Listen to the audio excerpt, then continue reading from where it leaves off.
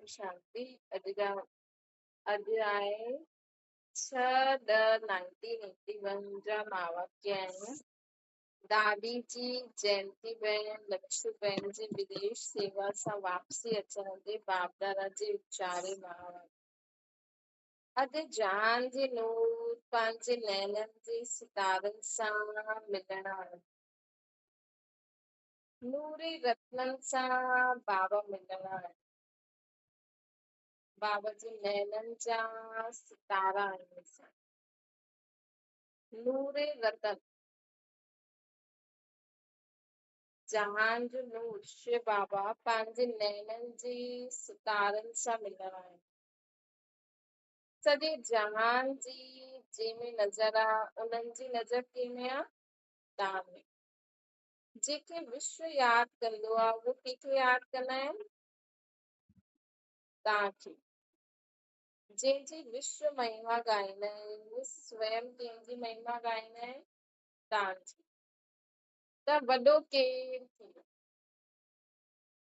त वॾो केरु थी वियो? ॿार या बाप?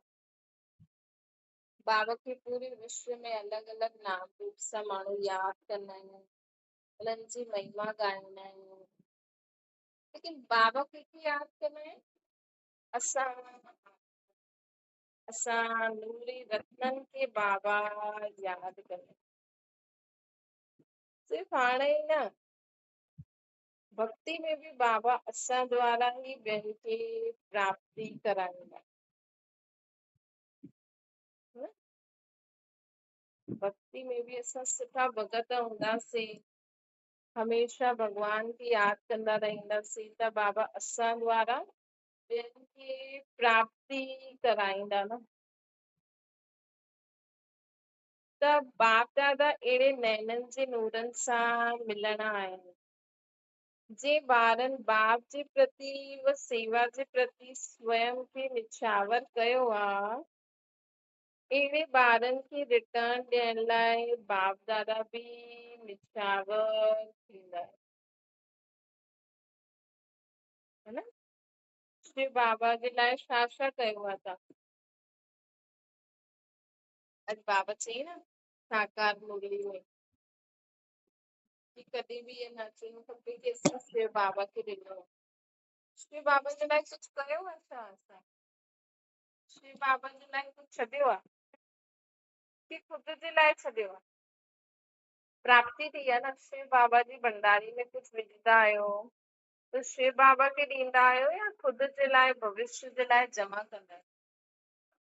ईअं त माण्हू बसि पंहिंजे हिन जन्म जे लाइ त बि जमा कंदो, लेकिन पंहिंजे अचण अॻियां जे 21 जन्मनि जे 20 जन्म, इहो हाणे जो ऐं 20 सत्य त्रेता, उन्हनि जे लाइ जमा कंदा आहियो? है न? रोज कुछ भी न त कम से कम तव्हां रोज 1 रुपयो बि विझंदव बाबा जी भंडारी में त बि जमा थी वेंदो। मतलब तव्हां वटि जेतिरो आयो हुन हिसाब सां अगरि तव्हां रोज जीअं माण्हू मंदिर टिकाणे में वेंदो आहे न, त भले रुपयो विझंदो 2 रुपया, अॼुकल्ह त 10 जो नोट त विझंदा ई हूंदा, है न? पर कंहिंखे हूंदो चिल्लर त बि रोज विझंदा आहिनि न मंदिर टिकाणे में जॾहिं वेंदा आहिनि, ऐं उहो त जमा बि न थींदो। उहो जमा थींदो त बि तव्हांखे ॿिए जन्म में मिलंदो बसि। लेकिन हिते बाबा जी भंडारी में तव्हां अगरि सेंटर वेंदा आहियो त रोज जो रुपयो बि विझंदव पंहिंजे इनकम जे हिसाब सां, 10 रुपया विझो, रुपयो विझो, 20, घणा बि, त उहो तव्हांजे भविष्य जे लाइ जमा थींदो। ईअं थोरी असां बाबा जे भंडारी में विझी आयासीं, न चओ असां पंहिंजे सत्य त्रेता जे खाते में जमा करे आयासीं। हाणे जो तव्हां वटि आहे हुन हिसाब सां बाबा ॼाणे केतिरो मिलंदो, है न? त सोचो कुझु ॾिनो आहे असां या न? ई असां अगरि तव्हां कुझु धारणा कई आहे त बाबा जे लाइ थोरी कई आहे, प्राप्ति थी आहे न तव्हांखे, त असां कुझु छॾियो आहे? त बाबा चवनि था जेका ॿार मुंहिंजे प्रति सेवा, जे ॿारनि बाप जे प्रति सेवा जे प्रति स्वयं खे निछावर कयो आहे उन्हनि जे अॻियां बाप दादा बि सदा निछावर रहंदा आहिनि। त असां त कुझु कयो ई न आहे, हा असांखे त प्राप्ति प्राप्ति थी आहे। बाप जे अॻियां अॼु अहिड़ा मूल्य रतन साम्हूं आहिनि। बाबा त चवनि था की ॿारनि त्याग कयो, ईअं कयो, लेकिन असां त चऊं न बाबा खे की न बाबा असां त कुझु न कयो आहे, असांखे त ॿियो मिलियो आहे। जेतिरी प्राप्ति थी आहे उन हिसाब सां छा कयो आहे, छा छॾियो आहे, छा तव्हां ॾिनो आहे बाबा खे, है न। अगरि तव्हांखे समय मिले त पंहिंजे तन द्वारा सेंटर ते वञी सेवा कंदा करो, मन द्वारा बाबा खे यादि कंदा करो, जो भी धन आहे हुन हिसाब सां बाबा जी भंडारी में रोज कुझु न कुझु विझंदा करो। बाप जे अॻियां अहिड़ा अमूल्य रतन साम्हूं आहिनि, चाहे काथे बि आहिनि, शरीर सां दूर आहिनि, लेकिन अॼु जी सभा में तव्हां सभिनि सां गॾु आहिनि। बाबा जे साम्हूं साकार आहिनि। अॼु कंहिंजे साम्हूं बाप वेठा आहिनि ॼाणंदा आहियो? अॼु बाप दादे जे साम्हूं अती सिकिलदा सदा दिल तख्त नशीन नव रत्न साम्हूं आहिनि। बाबा जे साम्हूं अॼु केरु आहिनि? नव रत्न साम्हूं आहिनि। अष्ट इष्ट आत्मायूं बाप दादा जे साम्हूं, अष्ट इष्ट रत्न बाबा जे साम्हूं अॼु वेठा आहिनि। बाबा जा सिकीलदा सदा जा दिल तख्त नशीन। छो जो जेका अष्ट रत्न हूंदा न, जेका अष्ट रत्न हूंदा न उहे सदा ई बाबा जी यादि में रहंदा हूंदा, सदा ही भ्रिकुटी सिंघासन बाप दादे जी दिल तख्त नशीन ही पूरे विश्व जा मालिक ठहींदा। उहो बि ॼाणनि था कि असां बाप दादा, असांखे बाप दादा अॼु यादि था करनि। दिव्य दूरदर्शन में बि उहो बि ॾिसनि था, जेका बि नव रत्न आहिनि, हिकु नवों त शिव बाबा आहे, त जेका अठ रत्न आहिनि न उहो बि ॾिसनि था कि हा बाबा असांखे यादि था करनि। अहिड़े रत्ननि जी विशेषता आहिनि कि बाप दादा सदा अहिड़े रत्ननि जी विशेषता आहिनि कि बाप दादा सदा माला में सिमरन कंदा आहिनि।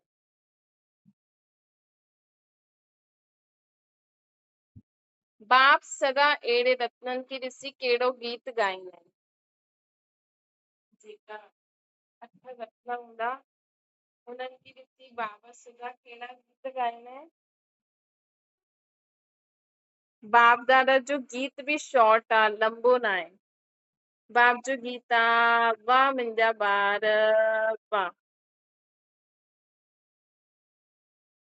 वाह मुंहिंजा ॿार वाह। त इहे गीत ॿुधाए में ॾे थो, केतिरी बार ॿुधंदा आहियो? कॾहिं तव्हांखे लॻंदो आहे कि बाबा तव्हांजे लाइ वाह वाह था करनि? बाबा त चवनि था मां अष्ट रत्ननि खे ॾिसी करे सदा इहे गीत ॻाईंदो आहियां, वाह ॿार वाह, वाह मुंहिंजा ॿार वाह। ॿार छा रिस्पॉन्ड ॾींदा आहिनि? बाप त हिकु ऐं ॿार अनेक, त बाप सभु ॿारनि जो गीत ॿुधंदा आहिनि। ॾाढो मज़ो ईंदो आहे गीत ॿुधण में। कोई कीअं गीत ॻाईंदो आहे, ॿुधायो कीअं ॻाईंदो आहे? कोई चईंदो आहे वाह बाबा वाह, कोई चईंदा आहिनि वाह बाबा वाह, कोई ॻाईंदा आहिनि हा बाबा हा। ॿियो बि ॿुधायो, कोई मजबूरी में ॻाईंदा आहिनि। कहिड़ो गीत ॻाईंदा आहिनि? कहिड़ो गीत मजबूरी आहे? छो जी ॼाणंदा आहिनि कि बाबा खे यादि करण जे बिना मिलणो त कुझु न आहे, इन करे यादि करणो पवंदो। ईअं त न कंदा आहियो न? हा, त बाबा पुछनि था ईअं त न कंदा आहियो न? मजबूरी में त यादि न करणो पवंदो आहे न, कि अरे वरी बाबा खे यादि न कंदासीं त कुझु न कुझु थी वेंदो, माया अची वेंदी। त इन करे हाणे वाह बाबा वाह जो गीत ॻाइण ई पवंदो। हिकु थींदो आहे मन जे सितारनि जो साज़, ॿियो थींदो आहे मुख जो साज़। त बाप दादा गीत त ॿुधंदा आहिनि न, ऐं बाबा खे त पतो लॻंदो आहे। केर ॿार दिल सां चईंदो आहे वाह बाबा वाह, ऐं केर ॿार मजबूरी सां चईंदो आहे वाह बाबा वाह।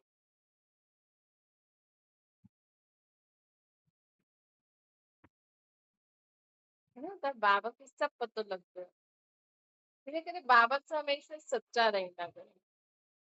अगर तव्हां बाबा खे मजबूरी में बि याद था करो त बि बाबा खे चओ बाबा मूंखां नथो थिए, पर तव्हांखे याद त करणो पवंदो, न त मां हलदमि कीअं।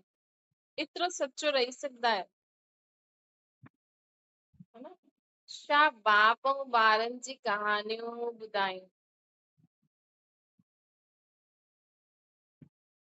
बाबा चईंदा आहिनि, बाबा चवनि था हाणे मन जे बाबा बि तव्हांखे छा कहानियूं ॿुधाइनि। हिक हिक जी पंहिंजी पंहिंजी कहानी आहे, सभिनि जी कहानी इकठी करो त केतिरा थी वञनि, है न। ॾिसो बाबा जा एॾा सारा ॿार आहे, हर हिक जी पंहिंजी पंहिंजी कहानी आहे।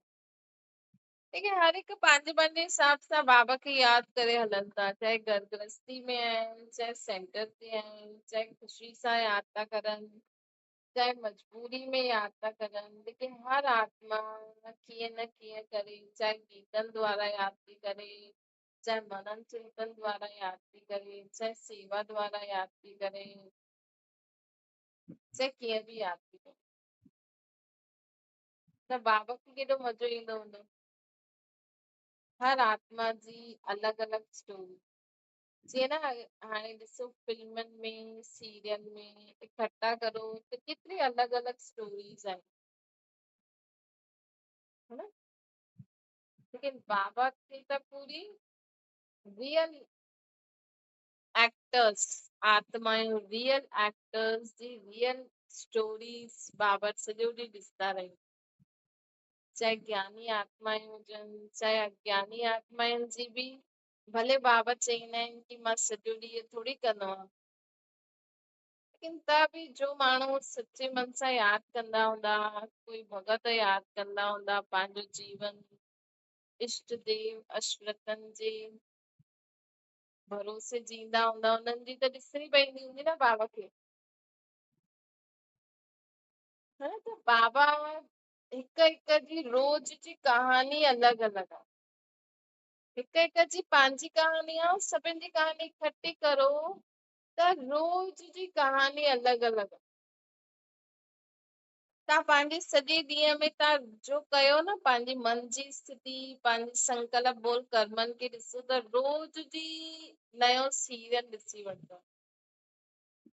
त बाप खे त ॿुधणो पवंदो आहे या न। तव्हां माण्हू उलना ॾींदा आहियो कि बाबा वाह हुते छा कंदा आहियो वेही करे, है न। कई माण्हू उलना ॾींदा हूंदा कि बाबा तव्हां मथे वेही छा कंदा आहियो, उते बि इहो ई कमु कंदो आहे, साकार में जो बाबा कंदा हुया, है न। हाणे ॿुधाए ॾिसो तव्हां सॼो ॾींहुं गृहस्थी में रहंदा आहियो, है न। कॾहिं तव्हांखे कंहिंजे बारे में पतो लॻंदो हूंदो हिन सां ईअं थी वियो, हिन ईअं करे छॾियईं, वरी कंहिं तव्हांखे फोन करे ॿुधाए हिन सां ईअं थी वियो, हिन सां ईअं थी वियो, है न। तव्हां छा कंदा आहियो, ॿुधी करे फोन रखी छॾियो, ॿुधी करे हा ईअं थी वियो, उहो त ख़राबु आहे, ईअं आहे। अज्ञानी माण्हू त ईअं ई कंदा न, लेकिन बाबा वटि बि सभिनि जी ख़बर पहुचंदी आहे।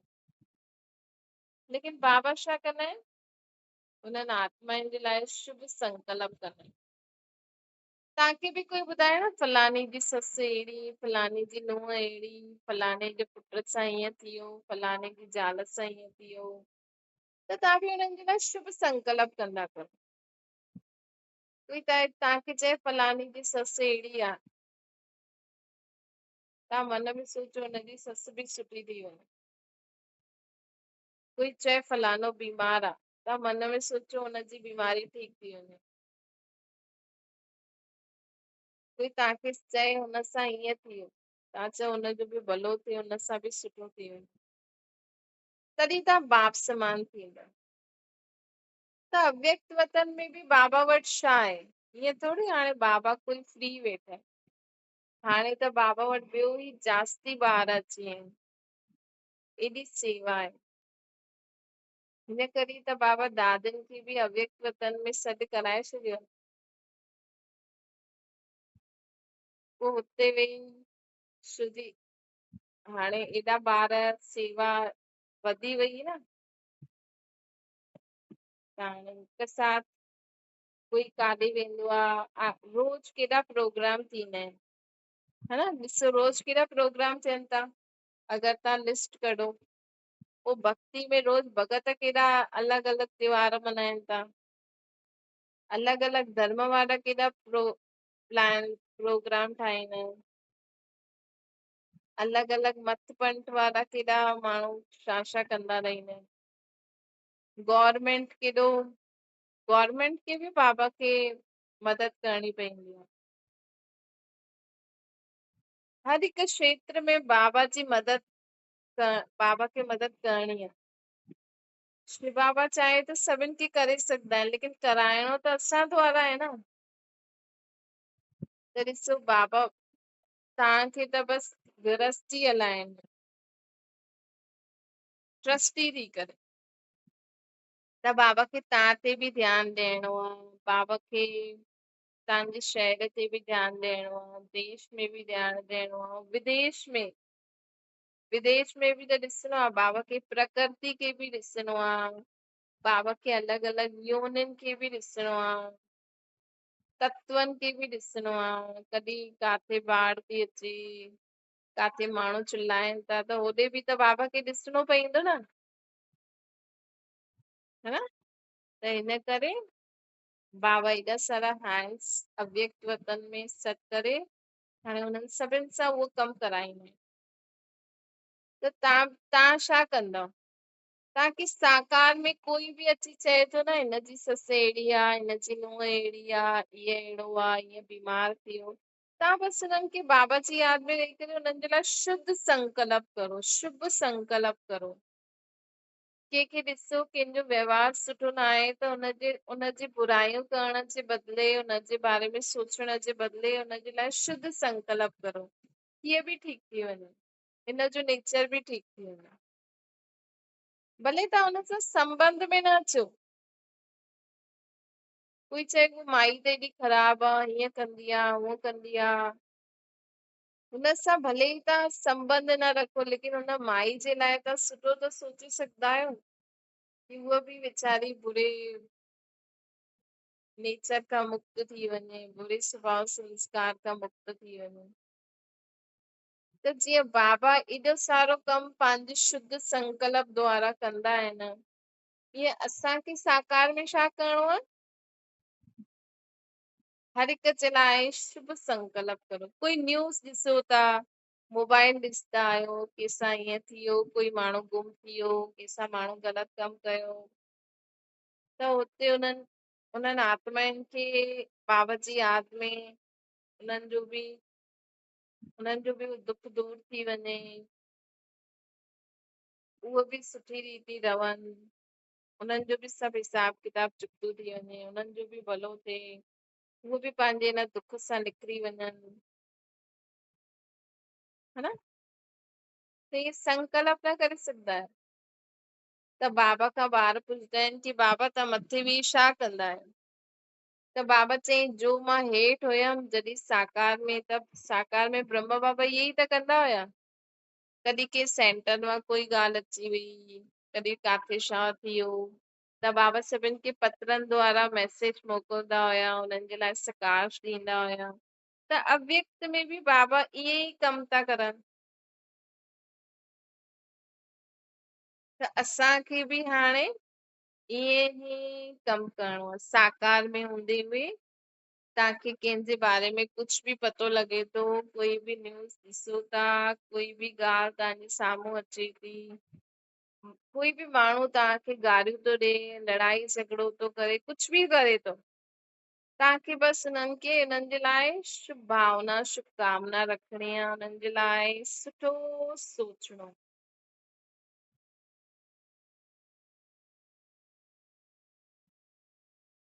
है ना।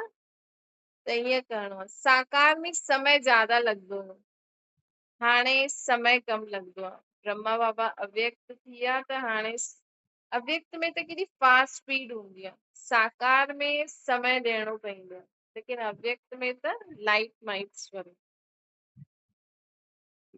त तव्हां बि साकार में हूंदे हुए अव्यक्त स्थिति में स्थित थी करे सभिनि जे लाइ शुभ संकल्प कंदा न। सम्झो तव्हांखे कोई माण्हू गारियूं थो ॾे, तव्हां हुनजे लाइ शुभ संकल्प करो।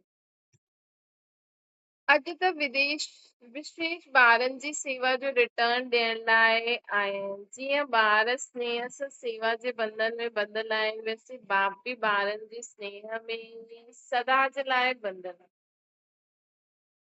जयंती बहन सां बाबा ॻाल्हाइनि था, अॼु काथे मिलो था? बाप दादा विशेष काथे आया आहिनि? मधुबन में त ईंदा ई आहिनि, लेकिन इहे सभा छा आहे जंहिंजे विच में बाबा मिलण आहिनि? लंडन में विशेष काथे मिलंदा आहिनि? बाप दादा गार्डन में मिलण आहिनि। ये अल्लाह जो बगीचो आहे, त तव्हां कहिड़ा फ्लावर आहियो हुन बगीचे में? छो जी बाबा गार्डन में मिलंदा आहिनि, अर्थात बेहद जो मिलन आहे।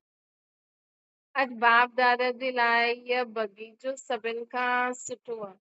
उहो बगीचो त पोइ वैकुंठ जो बगीचो आहे, उनजे अॻियां हितां जे बगीचो छा आहे, है ना। त बाबा अॼु बगीचे में मिलण आहिनि, त असां अल्लाह जे बगीचे में कहिड़ा फ्लावर आहिनि, कहिड़ा फ्लावर आहिनि? सोचो, जो सोचदव बाबा ओड़ो ठाहे छॾंदो तव्हांखे। त बाबा चवनि था कि बाप दादा जे लाइ इहो बगीचो सभिनि खां सुठो आहे। उहो बगीचो त पोइ वैकुंठ जे बगीचा हूंदा, हुननि जे अॻियां हितां जा इहे बगीचा छा आहिनि? मतलब ये कलयुगी बगीचा। अच्छा जी हाज़िर त थी आहे न, मास्टर हुजूर जे अॻियां जी हाज़िर थी वियो, सभिनि खे ॾिसी करे बि ख़ुशी थींदी आहे न। बाबा चवनि था मां सभिनि खे ॾिसी करे बि ख़ुशि थींदो, सभिनि खे सेवा जे उमंग उत्साह पूर्वक करण जी सफलता जी बधाई हुजे।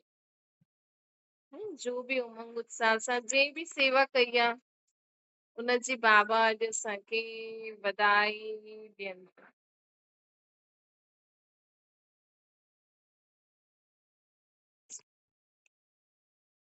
सेवा में लगन सां हिक ॿ जे अॻियां वञण जी रेस सुठी करो था, रीस न करो, रेस भरे करो।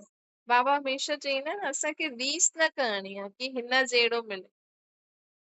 तव्हां जाते बि आहियो, जो बि सेवा आहे उनमें नंबर 1 रहो। तव्हां जाते बि आहियो, जो बि सेवा करो था हुनमें नंबर 1 रहो। हिन करे मेजॉरिटी विदेश सेवा जे निमित ठहे उहे रतन रिटर्न सुठो ॾियनि था। छो जी विदेश में बाबा चवनि था कि उतां जा ॿार रीस न कंदा आहिनि, लेकिन रेस कंदा आहिनि, हिन करे रिटर्न सुठो ॾियनि था।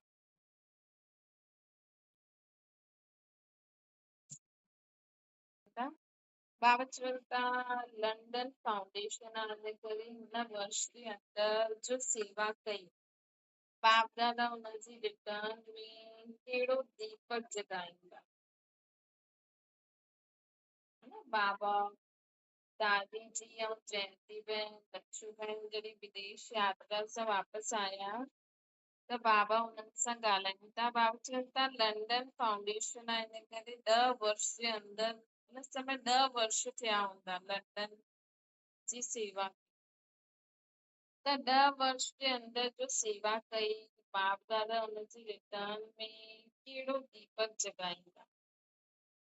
बाप दादा चारों ओर जे विदेशी ॿारनि मां जो विशेष सेवा में ॾींहुं राति लॻल आहिनि उन विशेष आत्माउनि जी विशेषता जी दीपक जगाई।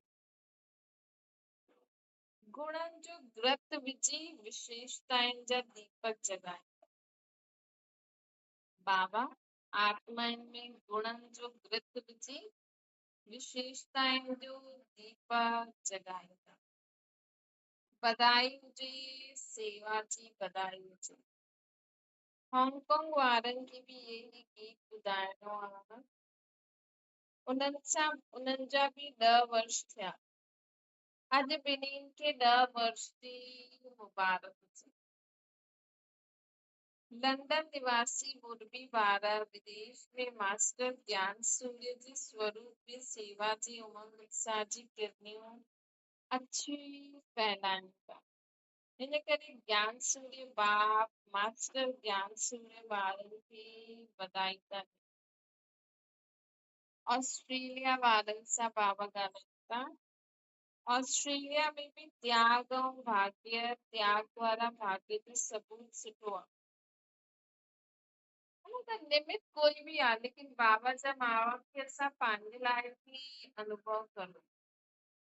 बाप दादा ऑस्ट्रेलिया जी सेवा जे प्रति निमित ठहियल ॿारनि खे हिकु रस अचल अॾो ॾियण जी सर्टिफिकेट जी मुबारक करे। ईअं ई नैरोबी वारनि जी भी विशेषता जे कारण बाप दादा उन्हनि खे मुबारक था ॾियनि। ये विशेषता कहिड़ी आहे?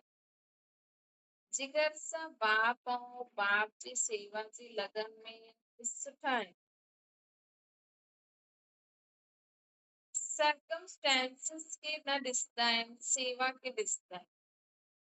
त ईअं ई असां बि सर्कमस्टेंसेस खे न ॾिसो जो बाबा चयो आहे उहो धारणा कंदा हलो। जो सेवा करे सघंदा आहियो मन सां वाचा कर्म उहो कंदे अॻियां हलो हलंदा हलो। ये न सोचो हीअं आहे हीअं आहे। सेवा में असां सभु हिकु आहियूं ये सबूत जी विशेषता सुठी ॾेखारणी ॾिनी। सेवा सां प्यार अर्थात बाप दादा सां प्यार मिटाइण ऐं समाइण ॿिन्हिनि जी सुठी कमाल ॾेखारणी। मतलब ॿियनि ॻाल्हियुनि खे मिटाईंदा वञो समाईंदा वञो। इन करे बाप दादा अहिड़ी विशेषता वारे ॿारनि खे महावीर ॿार चईंदा। अमेरिका में घटि न आहे। अमेरिका वारनि वॾे आवाज़ फैलाइण वारी माइक खे त पकड़े वरितो आहे न। सेवा जो साधन सहज ऐं श्रेष्ठ मिली आहे अमेरिका वारनि। कोई मिलियो हूंदो जो जंहिंजी आवाज़ अॻियां ताईं वेंदी हूंदी। जो भी अमेरिका जा सेवा केंद्र आहिनि सभी VIP जी सर्विस में सुठी सफलता थी पाइनि। हाणे विदेश में VIP जी सर्विस मुश्किल न आहे। हाणे त लंडन में भी नाम बालो आहे। बाबा चईंदा आहिनि न विदेश मां कोई अहिड़ी आत्मा निकिरंदी जो भारत में ईंदी तॾहिं भारत जी आत्माऊं कुंभकर्ण आत्माऊं जगंदियूं। त हिन वर्ष विदेश के वरदान प्राप्त आहे। विशेष व्यक्तियुनि जी सेवा कई। केतिरा वर्ष मुश्किल लॻिया ऐं सहज कीअं थी वियो मालूम पियो। त विदेश में चारों ओर जे मुख्य स्थान जो नाम वरितो लेकिन ॿियो भी चारों ओर सेवा जी सुठी लहर फैले। गयाना जर्मनी जो भी आहे सभिनि जो नाम बाबा चवनि था। मॉरिशस भी आहे। हर स्थान जी पंहिंजी पंहिंजी विशेषता आहे।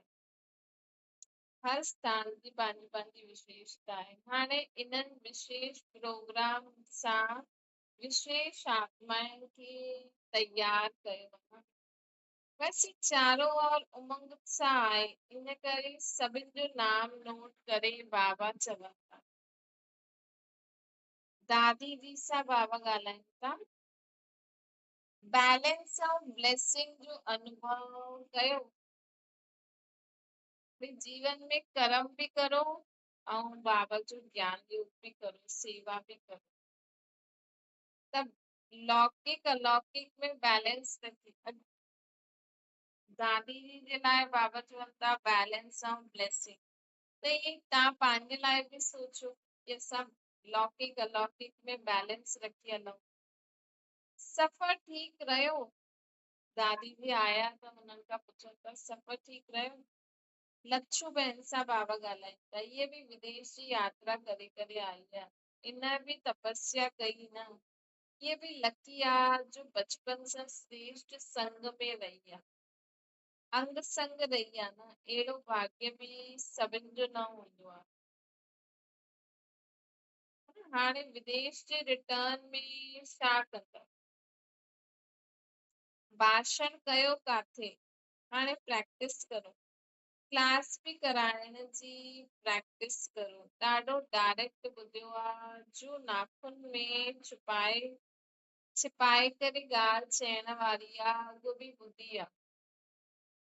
मतलब लच्छू दादी बाप दादा सां अंग संग रहिया हूंदा त सभु ॻाल्हियूं ॿुधी हूंदियूं न। भई जेका साथ में रहंदा आहिनि त ॿुधंदा ई आहिनि। हुनजो रिटर्न त ॾियणो आहे न। अच्छा, सर्विसेबल ॿार जाते वेंदा आहिनि त सर्विस जो सबूत ज़रूर ॾींदा। त असां बि बाबा जो एॾो ज्ञान ॿुधियो आहे त कंहिंखे कुझु न कुझु त ॿुधाइणो खपे न रोज़। सर्विसेबल अर्थात सेवा सेवा सेवा, ॾिसण बि सेवा, ॻाल्हाइण बि सेवा, हलण बि सेवा, करण बि सेवा। त 5 चित्र ॾेखारिया न, उहो सीनो ॾेखारियो न, हिते हा वारा आहिनि। ये 5 ही ॻाल्हियुनि में उहो न, इहा हा। मतलब चईंदा आहिनि न, बुरो न ॾिसो, बुरो न सोचो, बुरो न ॻाल्हायो, बुरो न ॿुधो, बुरो न करो। ऐं इहो ॾिसो त सेवा, सोचो त सेवा, ॻाल्हायो त सेवा, ॿुधो त सेवा। कुछ बि ॿुधाए में बि अची तो, सम्झो 2 ॼणा लड़नि था, तव्हांखे लड़ाई जी आवाज़ूं ॿुधाए थी अचनि, तव्हां शांति जो दान ॾियो। हलण बि सेवा, करण में बि सेवा, इनखे चइबो आहे सर्विसेबल। बाक़ी बुरे खे ना कंदा वञो ऐं सुठे खे हा कंदा वञो। सर्विसेबल जो चित्र छा थियो? सेवा करणु ॾाढो सुठो लॻियो न। इहो बि अनुभव थियो। हर स्थान की विशेषताउनि सां संपन्न ठहींदे ठहींदे चारों ओर सेवा में संपन्नता अची वई। चारों ओर सेवा में संपन्नता अची, इन करे इहो बि अनुभव सुठो आहे। जमुना जो किनारो बि आयो आहे न। दिल्ली वारे जो पार्टी वारनि जो टाइम हूंदो। साथ साथ जमुना जे किनारे ते नाटक करण वारा कर्नाटका वारा बि आहिनि। त हुन समय दिल्ली ऐं कर्नाटका जोन आयो हूंदो बाबा सां मिलण। बम्बई त चुंगे में अची वई। सुठो आहे, जमुना जो किनारो बि आहे, यमुना जे विच में गार्डन बि आहे, त हुन जे विच में बाप दादा सां मिलण आया आहियूं। पोइ बि सेवा जो फाउंडेशन त दिल्ली आहे, त सभिनि सेवा जो पांव विधो भी दिल्ली में आहे। सेवा जो फाउंडेशन त दिल्ली आहे न। बाबा चवनि था सभिनि सेवा जो पांव विधो भी दिल्ली में आहे। मेजॉरिटी महारत सेवा जे प्रति दिल्ली में पांव रखियो आहे। दिल्ली में सेवा शुरू थी। अच्छा पोइ ॿुधाईंदासीं दिल्ली खे छा करणो। अॼु त बगीचे में ॻाल्हियूं था कनि। बाबा चई न दिल्ली यमुना जो किनारो आहे, नाटक करण वारा कर्नाटका वारा आहिनि त बाबा अॼु गार्डन में मिलण।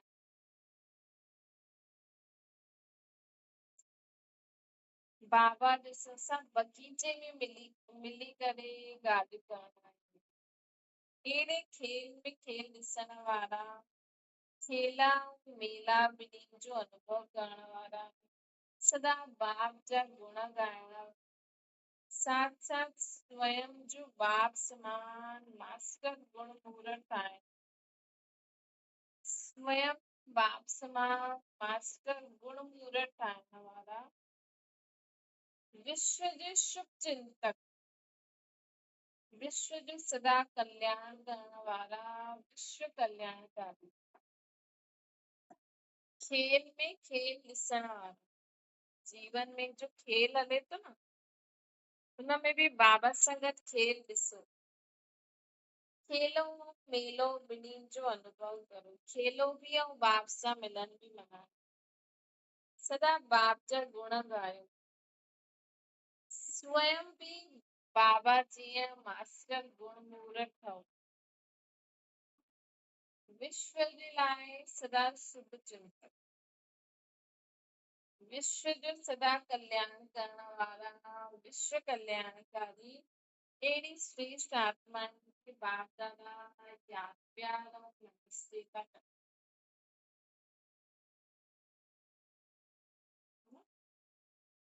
हाणे बाबा दीदी सां ॻाल्हाइनि। उड़तो पंछी ठही सेवा जो पाठ वॼाईंदे पंहिंजे विश्राम जे स्थान ते पहुची वियो। शॉर्ट एंड स्वीट सफ़र में न असां बि रोज सुबुह हिन कर्म क्षेत्र में ईंदा आहियूं, कर्म करे पोइ वापसि बाबा वटि पढ़ंदा। विश्रामपुरी में विश्राम करण, वापसि हेठि अचे, वापसि कर्म करो, वापसि मथे। बाप दादा बि ॿारनि जी हिमत ऐं सेवा जी उमंग ते वारी हुई।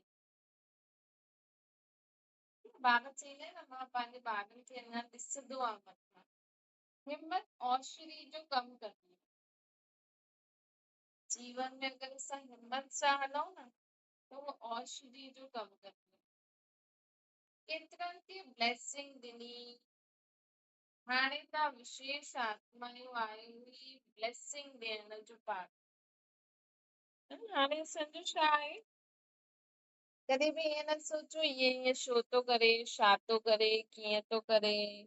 सदा सोचो कि असांखे सभिनि खे ब्लेसिंग ॾियणी। सभिनि जे लाइ शुभ सोचो। हाणे ईअं न सोचो ईअं कंदो आहे, इहे त आहे अहिड़ो, इहे त लड़दो ई रहंदो आहे, इहे त फलानो आहे, ईअं सोचण जो समय न आहे। सदा सभिनि खे ब्लेसिंग ॾींदा वञो।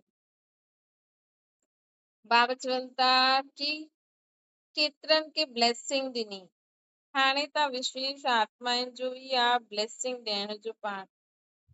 चाहे नैनन द्वारा ॾियो, चाहे मस्तक मणि द्वारा ॾियो, हर हिक खे ब्लेसिंग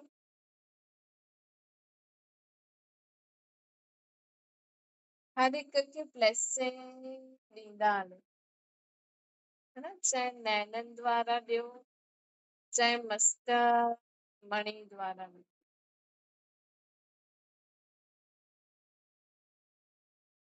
हर हिक खे ब्लेसिंग ॾींदा वञो। ॻाल्हाइण वारा त ॾाढा आहिनि, लेकिन हाणे तव्हां माण्हुनि जो कार्य आहे हर हिक खे ब्लेसिंग ॾे, ब्लेसिंग ॾींदा हलो। ज्ञान ॾियण वारा ॾाढा आहिनि दुनिया, सम्झाइण वारा बि ॾाढा आहिनि। तव्हांजा ॿार कुझु न बि सम्झनि था, न बि करनि था न, हाणे हुनखे ज्यादा चिक चिक न करो, सम्झायो न। उन्हनि खे ब्लेसिंग ॾियो। ॾिसो तव्हां के गुरू वटि वेंदा आहियो त तव्हां हुनखे चईंदा आहियो साईं हीअं कंदो आहे, हीअं कंदो आहे, हीअं कंदो आहे, हिनखे आशीर्वाद ॾियो, हीअं चईंदा आहियो न। त उहो सिर्फ़ु साईं आशीर्वाद न ॾेई सघंदो आहे। भॻवान खे बि तव्हां भक्ति मार्ग में माण्हू चईंदो आहे भॻवान हिनखे आशीर्वाद ॾे, हीअं कर, हू कुझु चईंदा न आहिनि, हू सिर्फ़ु हथु रखंदा आहिनि। चईंदा आहिनि, तव्हां बि चईंदा न बसि हथु रख। त ईअं हाणे न कोई जो बि करे थो, कोई पंहिंजी आदत सां मजबूर आहे। त हाणे चाहे तव्हांजा ॿार आहिनि चाहे कोई बि आहे, सभिनि खे हाणे ब्लेसिंग ॾियो, सभु ठीक थी वेंदा, सभु सुधरी, है न। त हाणे तव्हां सभिनि जो ब्लेसिंग ॾियण जो पार्ट आहे, चाहे नैननि द्वारा ॾियो, चाहे मस्तक मणि द्वारा ॾियो। ॻाल्हाइण वारा त ॾाढा आहिनि, लेकिन तव्हां माण्हुनि जो कार्य छा आहे? ब्लेसिंग ॾियण। जी साकार में ॾिठो लास्ट कर्मातीत स्टेज जो पार्ट छा रहे? लास्ट कर्मातीत स्टेज जो पार्ट छा रहे? ब्लेसिंग ॾियण जो रहियो न। बैलेंस जी भी विशेषता, ब्लेसिंग जी भी कमाल। बैलेंस भी रहा, ब्रह्मा बाबा लास्ट में बैलेंस भी रखई पंहिंजे स्व पुरुषार्थ ऐं सेवा में, ऐं हर हिक खे ब्लेसिंग भी ॾिनी। त हाणे असांखे बि छा करिणो आहे? फॉलो पार्ट, है न। सभु कुछ कंदे हुए हर हिक खे ब्लेसिंग ॾियणी। सहज सेवा भी यही आहे, ऐं शक्तिशाली भी यही है। वैसे जो भी शक्तिशाली वस्तु हूंदी आहे न, वो जेतिरी शक्तिशाली ओतिरी ही रूप में ॾाढी कम ऐं नंढी हूंदी। अॼुकल्ह ॾिसो न, पहिरियों वॾे वॾे कंप्यूटरनि में कमु थींदो हुयो, लैपटॉप आया, हाणे एतिरे से मोबाइल में सभु कमु थी थो वञे। ऐं एतिरी नंढी सिम, एतिरी नंढी सिम में एॾो साॼो कमु थो थिए जो पहिरियों वॾे वॾे कंप्यूटरनि में थींदो। हुनमें सभु कुझु भरियल आहे। वो सिम विझो त मोबाइल सां तव्हां हिन देश खां ॿिए देश में कमु करे सघंदा। त जेतिरो नंढी नंढी चीज हूंदी आहे न, ये ॾिसो असांजी आत्मा ई आहे, केॾी नंढी आहे। पर हिकु नंढी सी आत्मा जॾहिं शरीर में अचे थी त शरीर ॾिसी थो सघे, ॻाल्हाए थो सघे, शरीर में एॾो हार्ट हली थो सघे, किडनियूं कमु करे थी सघनि, सभु अंदर जो बि शरीर जे अंदर कमु थिए थो। उहो कीअं थो थिए? सिर्फ़ वो नंढी सी आत्मा अंदर वेठी आहे न, भ्रुकुटी जे विच में, उनजे अंदर वेहण जे कारण असांजो एॾो एॾो शरीर हले थो। उन आत्मा में तव्हांजे हर सेकेंड जो पार्ट भरल आहे। उन आत्मा में मन भी आहे, आत्मा में जो संकल्प शक्ति आहे, उन द्वारा तव्हां एॾो सोचदा आहियो, सॼो ॾींहुं निर्णय कंदा आहियो, शरीर सां कमु कराइण जी शक्ति भी आत्मा में आहे, है न। त ॾिसो हेॾी नंढी सी आत्मा में केॾो पार्ट भरल आहे, केॾी केॾी कुदरत आहे। ऐं हुनमें हिकु जन्म जी न, जंहिंजी आत्मा पूरी 84 जन्म वठी आई आहे, हुनजी 84 जन्मनि जो पार्ट भरल आहे। 84 जन्मनि जो पार्ट भरल आहे। त बाबा चवनि था कि जो भी शक्तिशाली वस्तु हूंदी आहे, वो जेतिरी शक्तिशाली हूंदी आहे न, ओतिरी ही रूप में ॾाढी घटि ऐं नंढी भी हूंदी आहे। जीअं बीज शक्तिशाली आहे त केतिरो नंढो हूंदो आहे। हाणे ॾिसो तव्हां ॾिसो एॾो वॾो पेड़ ऐं बीज केतिरो हूंदो आहे, नंढो सो, है न। अंगूर जो बीज ॾिसो, हुनजो तरबूज जो बीज ॾिसो, तरबूज केॾो वॾो निकिरंदो आहे ऐं बीज केॾो नंढो हूंदो आहे हुनजो। ये कुदरत ॾिसो न, एॾे नंढे बीज मां, ऐं उहो बि हिकु बीज विझंदासीं न, हुन खां पोइ जेको हुन सां पेड़ निकिरंदो न, हुनमें एॾा सारा फल फ्रूट ईंदा आहिनि। हा, त हाणे ॾिसो ये कुदरत कहिड़ी आहे नंढी सी चीज, त बीज केॾो नंढो आहे की हुन सां एॾो वॾो पेड़ निकिरी ईंदो आहे। एटम शक्तिशाली आहे, केॾो नंढो आहे, एटम बॉम्ब, हिकु बॉम्ब बि काथे फिटी करे छॾियो, पूरो देश जो देश। अॼुकल्ह त ॿियो ई जास्ती महीन चीजूं ठाहींदा आहिनि न। पहिरियों त माण्हू तलवारनि सां लड़दा हुया, पहिरियों त हथ पेरनि सां लड़दा हुया, पोइ तलवारियूं आयूं, पोइ तोपियूं आयूं, हाणे त हिकदमि पोइ बॉम्ब बाजी आया। हाणे त एॾी नंढी नंढी चीजूं आहिनि न, जो काथे रखे छॾियो न पूरे देश खे ई ख़तम करे छॾियो। हाणे त काथे गैस बि कोई फैलाए छॾे न, पूरो देश जो देश ख़तम। न त बाबा असांखे चवनि था कि एटम शक्तिशाली आहे, केतिरो नंढो आहे। ये आत्मिक स्मृति सां ब्लेसिंग ॾियण, ये बि ॾाढी सहज ऐं शक्तिशाली आहे। तव्हां कंहिंखे ब्लेसिंग ॾियो, आशीर्वाद ॾियो। सम्झो तव्हांजो ॿार आहे, कुझु पढ़े नथो, या कोई हुनमें कोई बुरी आदत आहे, कोई जिद थो करे, त माउ पीउ त टेंशन कंदा, हुनजे बदले तव्हां हुनखे ब्लेसिंग ॾियो, तव्हां ई ॾियो न। तव्हां ई सॼो ॾींहुं सोचो था न उल्टो सुल्टो, कि अरे असांजो ॿार अहिड़ो आहे, मां ॾाढी परेशान थी वई। छोकी तव्हां हुनजे लाइ बुरो त सोचो था, हुनजी बुराई त सोचो था, लेकिन हुनखे आशीर्वाद नथा ॾियो। हुनजे लाइ तव्हां हेॾे होॾे भटको था कि ॿियो कोई हुनखे आशीर्वाद ॾियो। त बाबा चवनि था ब्लेसिंग ॾियण, ये बि ॾाढी सहज ऐं शक्तिशाली आहे। समय बि कम, मेहनत बि कम, और रिज़ल्ट ज्यादा निकिरंदो। हाणे छा करो, सभिनि खे ब्लेसिंग ॾियो, आशीर्वाद ॾियो। हाणे हर हिक खे ख़ुदि खे बि आशीर्वाद ॾियो कि तोसां चई न, मां शांत आत्मा आहियां, मां सुठी आत्मा आहियां, मां शुद्ध आत्मा आहियां। ये बि ख़ुदि जे लाइ ब्लेसिंग। त बाबा चवनि था कि हाणे अहिड़ी आत्मिक स्मृति सां ब्लेसिंग ॾियण, ये बि ॾाढो सहज ऐं शक्तिशाली आहे। समय भी कम, मेहनत भी कम, रिजल्ट भी ज्यादा। उहो बि ज्यादा समय ते ई आहे। हाणे हाणे ॿुधियो, हाणे हाणे भूलियो न, अनुभव थींदो आहे त तव्हां शक्तिशाली आत्माऊं बि हाणे सेवा, हाणे असांजी शेवा छा आहे, हर हिक खे ब्लेसिंग ॾियण जी सेवा करो, हर हिक खे ब्लेसिंग ॾियण जी। रोज़ सुबुह जो ख़ुदि खे बि आशीर्वाद ॾियो, सभिनि खे बि आशीर्वाद ॾियो, तव्हांजो मन बि शांत रहंदो ऐं तव्हांखे हल्को बि लॻंदो। बाबा चवनि था, बाबा हाणे जयंती बहन सां ॻाल्हाइनि था, तव्हां में केतिरी आत्माऊं समायल आहिनि।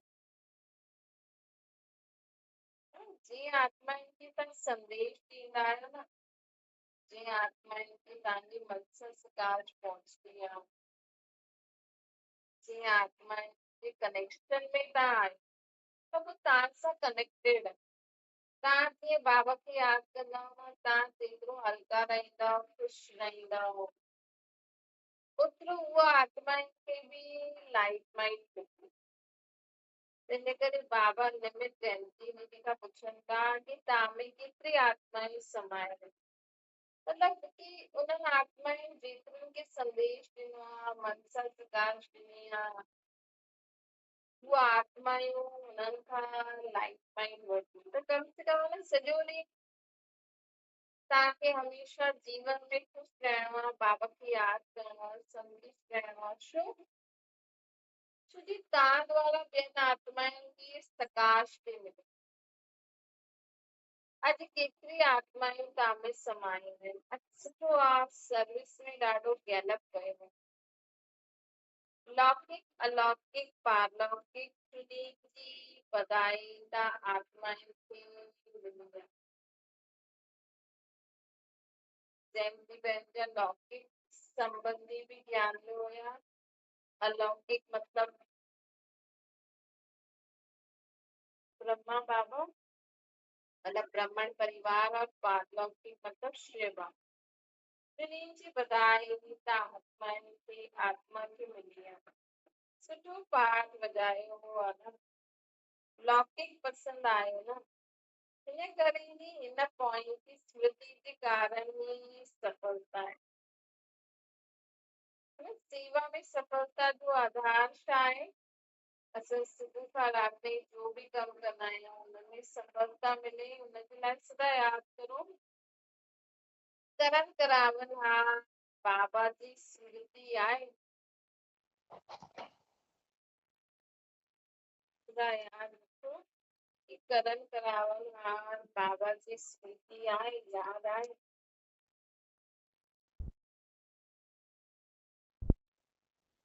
सेवा में सफलता तॾहिं मिलंदी जॾहिं करन करावनहार बाप जी स्मृति रहंदी। हिन करे सेफ बि आहियो सफल बि आहियो न।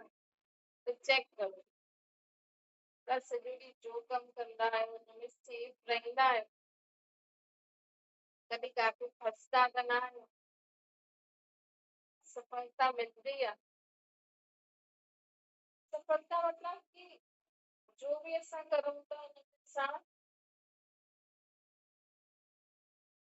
संतुष्ट आहियूं, हुन सां असांजो बि वॾो वैल्यू बि वॾो। सफल बि आहियो सेफ बि आहियो, चेक करो बाप खे त फॉलो कयो लेकिन लिमिट टाइम बि पंहिंजी जानकी दादी खे बि फॉलो कयो न। लिमिट जो हर हिक जी कोई न कोई लिमिट हूंदो आहे न साकार गुणनि खे फॉलो कयो सुठो आहे। जनक खे विशेष यादि ॾियनि उन समय जानकी दादी न आया हूंदा, विदेश में हूंदा, हुननि खे बि प्रत्यक्ष फल मिलियो आहे निरोगी काल। निरोगी काया काया कल्पतरू थी वई न जानकी दादी जे लाइ। इन करे जॾहिं बि बाबा खे यादि कंदा आहियो न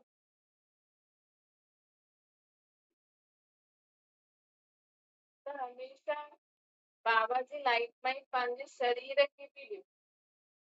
रोज़ सुबुह जो बाबा खे उथी करे गुड मॉर्निंग कंदा आहियो न, बाबा खे यादि करे बाबा जी किरनियूं आत्मा ते त आहिनि ई सही। अॼु बाबा चई न मां सभिनि आत्माउनि खे परमधाम में वठी वेंदमि पोइ छॾंदमि। असांजी बुद्धि बाबा सां त जुड़ी आहे, जेसिताईं असां परमधाम में न आहियूं तेसिताईं असांजी बुद्धि सदा ई जुड़ो रहे, ये ध्यानु रखो। त आत्मा की शक्ति तो सुबह सुबह जो याद करो, सॼे ॾींहं में यादि करो त मिलंदी रहे। लेकिन ये भी संकल्प करो कि बाबा जी किरनी मुझे पूरी शरीर ते भी पवंदी है ना, ताकि शरीर भी हमेशा निरोगी रहे और बाबा जी कार्य में मददगार। बाबा जी योग बाबा जी याद सां ॾाढी बीमारियूं बि ठीक थी वेंदियूं। लिमिट मात्र दवाई वठो लेकिन बाबा जी याद में हलंदव त जो खाईंदा हुन जो बि बुरो असर न थींदो, वो भी शरीर खे सुठो लॻंदो, हुन सां बि कई बीमारियूं ख़तम थी।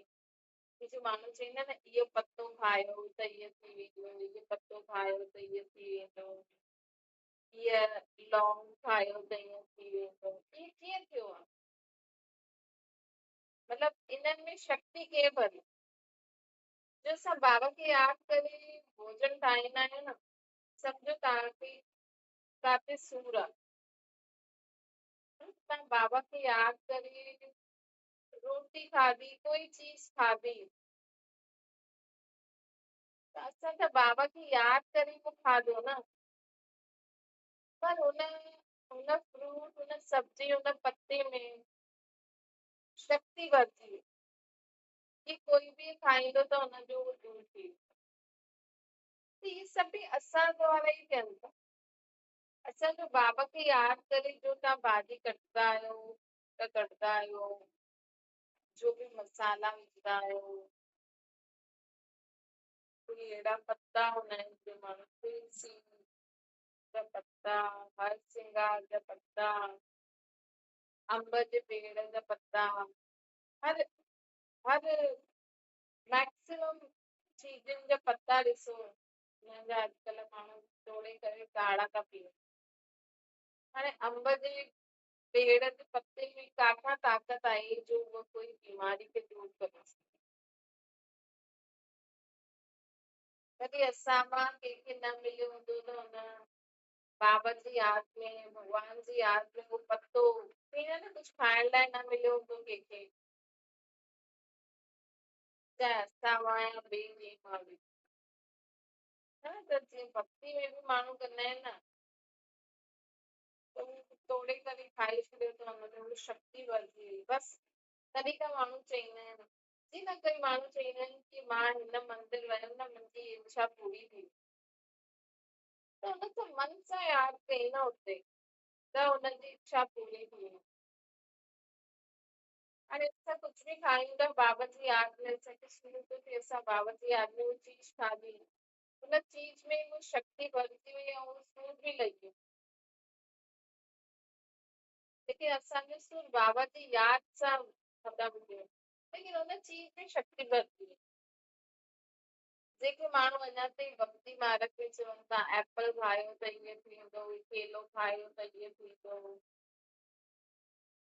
कॾहिं कॾहिं माण्हू चवंदा न मूंखे ॾाढो सूर थो थिए, बुख बि लॻे पई त मां त बाबा खे यादि करे खाई छॾियो, सूर बि लही वियो, बुख बि लही वई, त जीअं उन ॾींहुं उन चीज में शक्ति वरिती हुई ऐं बाबा कंहिंखे साक्षात्कार बि कराए छॾियो हुननि कि खायो त ई लही वेंदो, बसि हुन में उहा चीज वरिती। त ईअं ई त थिए थो न, तंहिंजे करे सदा हर कदम कंदे में बाबा जी यादि में रहो, करण कराइण हार मूंसां गॾा मूंखां कराइनि था, बाबा जी यादि में खाओ त तव्हांजे शरीर जो बि रोग ख़तम थी वेंदा, हुन चीज में बि शक्ति वधती वेंदी, और जंहिं चीज खे माण्हू हाणे खाए थो तव्हांजी हर शरीर जी हर बीमारी जो इलाज कंहिं न कंहिं पते में आहे, कंहिं फूल में आहे, कंहिं जड़ी कंहिं मसाले में आहे, लौंग खायो त इहो थींदो, इलायची खायो त इहो थींदो, काली मिर्च खायो त इहो थींदो, जीरे जो पाणी पियो, अजवाइन जो पाणी पियो त ईअं थी वेंदो। मतलब किचन में जो तव्हां सामान यूज़ कंदा आहियो न, उन्हनि में मैक्सिमम बीमारियुनि जो इलाज आहे। शुरू शुरू भॻवान खे यादि करे असां इहे सभु कयो आहे त बाबा जी यादि शक्ति सां उहा बीमारी बि ख़तम थी वई, हुन चीज में बि शक्ति भरिजी वई। त अॼुकल्ह माण्हू बि रोज़ सुबुह जो कोई जीरे जो पाणी पीअंदो, कोई अजवाइन जो, कोई सौंफ जो, कोई फलानो फलानो, त निरोगी काया काया कल्प करो, लेकिन असां त बाबा खे यादि करे थो। वैसे त पोइ बाबा हाणे अॻियां चवनि था, जानकी दादी खे चई न बाबा कि निरोगी काया काया कल्प करो थी वई आहे।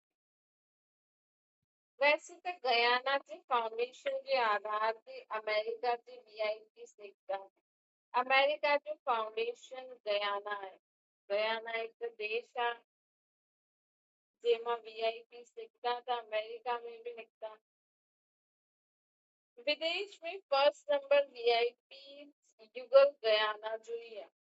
इन करे ॾाढो ॾाढो लवली आहे। ॿिन्हिनि जी सेवा में विशेषता आहे। हिक ॿ सां अॻियां आहे अमेरिका ऐं गयाना।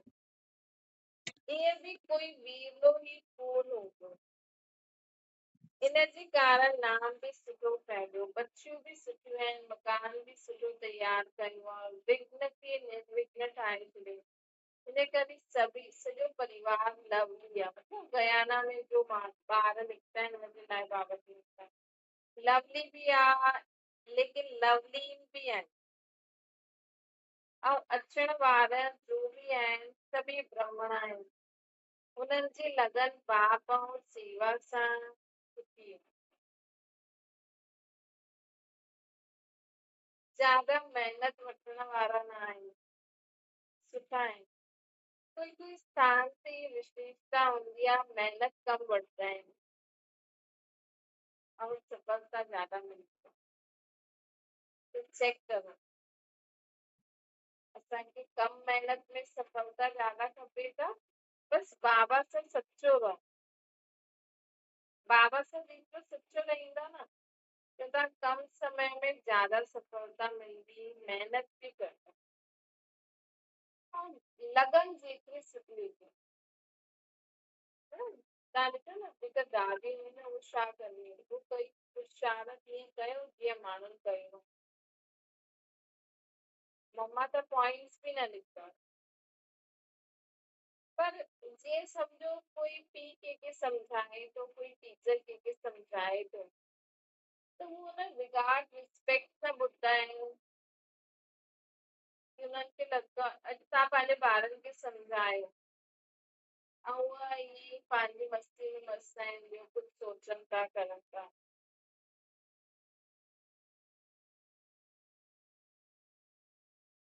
त उहो चवंदो आहे अरे मम्मी त चईंदी रहंदी आहे सही, है न। लेकिन कई ॿार हूंदा आहिनि जंहिंजे दिमाग़ में छपिजी वेंदो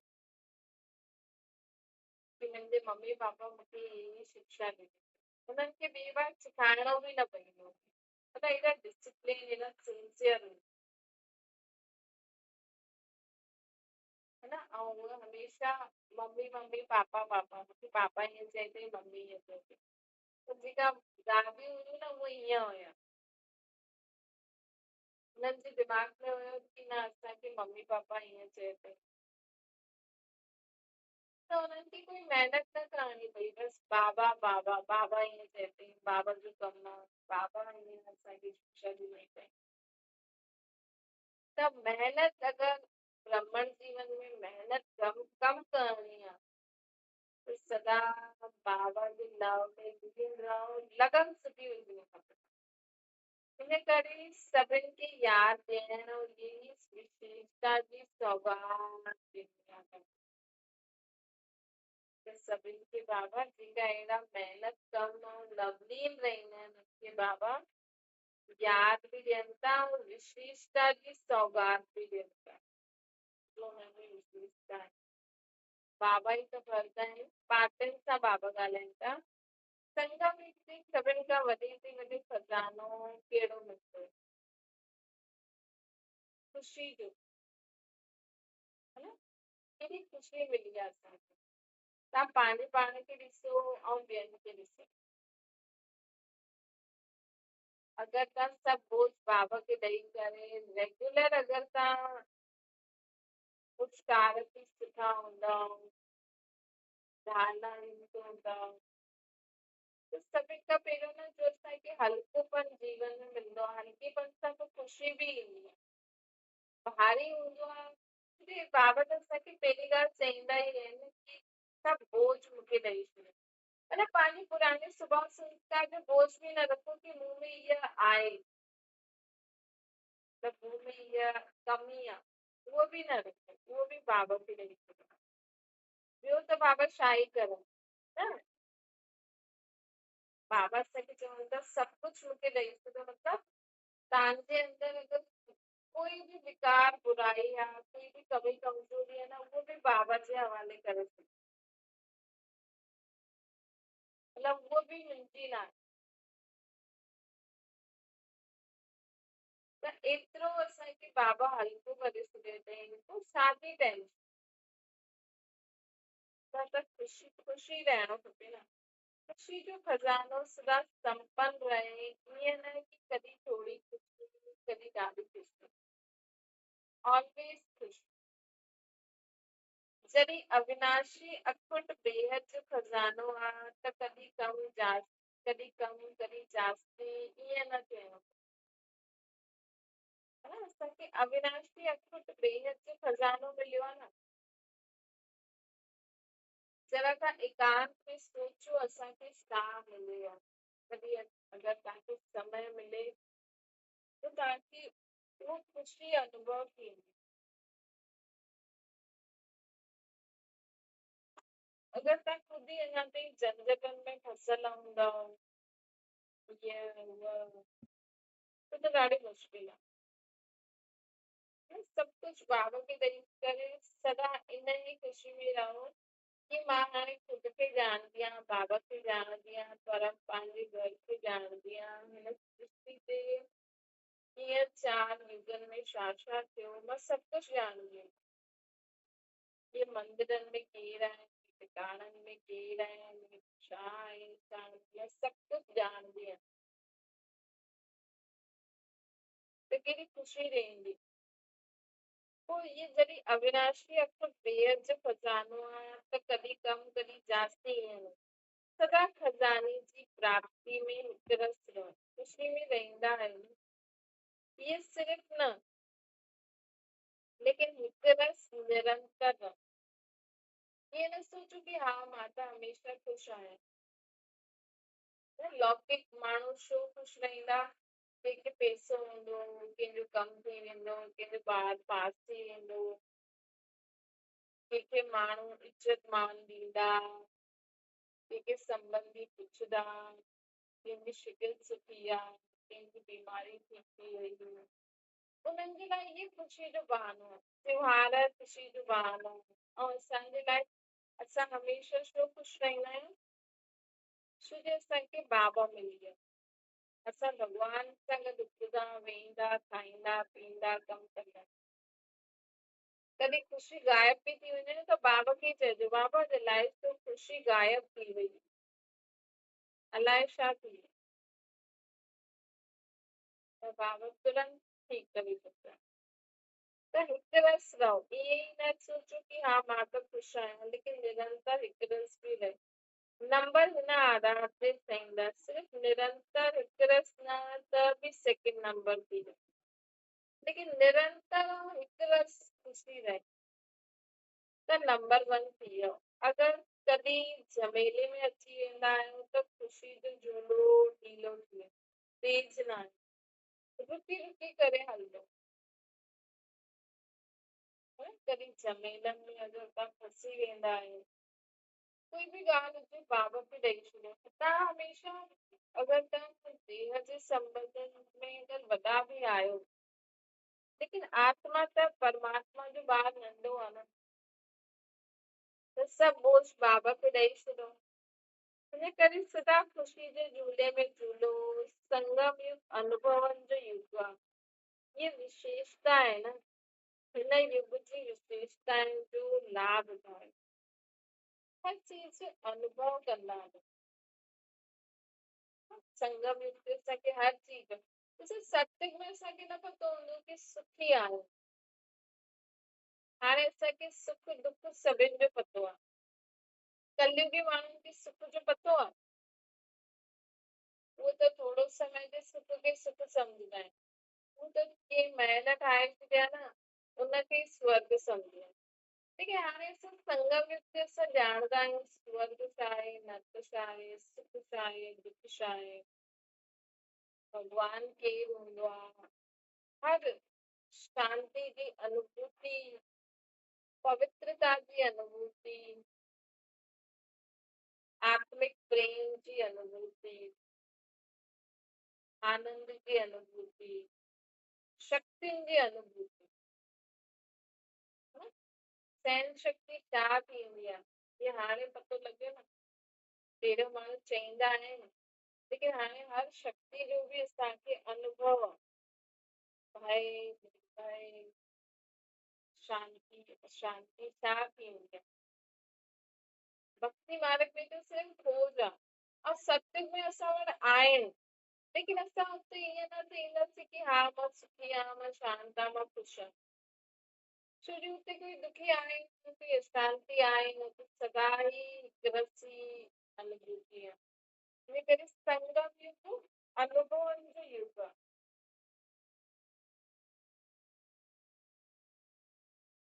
इहा विशेषता हिन युग जी विशेषता जो लाभ